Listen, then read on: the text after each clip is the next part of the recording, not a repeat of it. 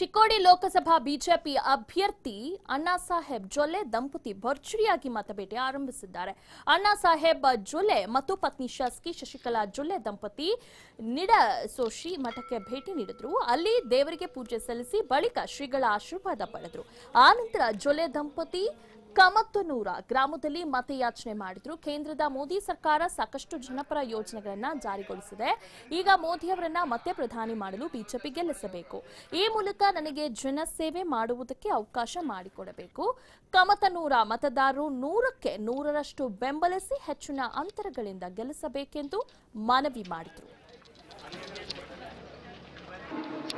ಬಹಳಷ್ಟು ಸಲ ಚುನಾವಣೆಗೆ ನಾವು ಒಂದ್ ಕಡೆ ಇರ್ಬೋದು, ನೀವು ಒಂದ್ ಕಡೆ ನಾವಿದ್ದಾಗ ನೀವು ಇರ್ಬೋದು. ಆದ್ರೆ ನೇರವಾಗಿ ನಮಗೆ ವೋಟ್ ಹಾಕೋದು ಯಾವುದೋ ಪ್ರಸಂಗ ಬಂದಿದ್ದೆ ನೇರವಾಗಿ. ಇದು ಮೊದಲನೇ ಸಲ ನಾವು ಮತ್ತೆ ನೇರವಾಗಿ ನಾವು ಕೂಡ ಏನಾರ ಒಂದು ಸರ್ಕಾರದ ಕೆಲಸ ಮಾಡ್ಬೇಕು, ನಮಗೂ ಕೂಡ ಅದನ್ನ ಬಂದಿದ್ದಿಲ್ಲ. ಈ ಸಲ ಎರಡೂ ಕೂಡಿ ಬಂದಾವತ್ತ ಅನ್ಸುತ್ತೆ.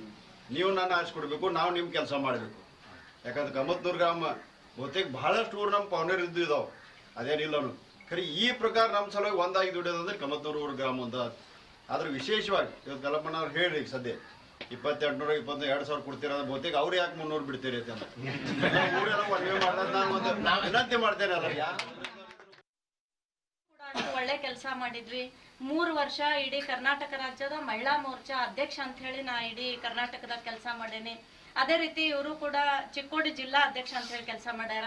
ಏನೋ ಒಂದು ಪಕ್ಷದವ್ರು, ಜಿಲ್ಲಾದ ಮುಖಂಡರು ಇರ್ಬೋದು, ರಾಜ್ಯದ ಮುಖಂಡರು ಇರ್ಬೋದು, ಅಥವಾ ನಮ್ಮ ರಾಷ್ಟ್ರೀಯ ಮುಖಂಡರು ಇರ್ಬೋದು. ಮತ್ತು ಈ ವಿಷಯ ನಮ್ಮ ಪ್ರಧಾನಮಂತ್ರಿ ಅವರು ಈ ಸತೆ ಪ್ರಧಾನ ಮಂತ್ರಿ ಆವಾಸ್ ಯೋಜನಾ ಒಳಗ ಒಂದು ನೀವು ಪಂಚಾಯತಿ ಮುಖಾಂತರ ಅರ್ಜಿ ಹಾಕಿದ್ರೆ ಅಥವಾ ನಗರ ಪಂಚಾಯತಿ ಮುಖಾಂತರ ಅರ್ಜಿ ಹಾಕಿದ್ರೆ ಅವರಿಗೆ ಡೈರೆಕ್ಟ್ ಮನಿ ಕಟ್ಟಿ, ಯಾರಿಗೆ ಜಾಗ ಇಲ್ಲ ಅವರಿಗೆ ಮನಿ ಕಟ್ಟಿ ಮನಿ ಕಟ್ಟಿದ ಕೀಲಿಕೈನ ಕುತ್ತ ಮೇಲೆ ಮರದಾಗ ಚುನುಮುರಿ, ಶೇಂಗಾ ಮತ್ತ ಬೆಲ್ಲ ತಂದಿಡ್ತೀವಿ.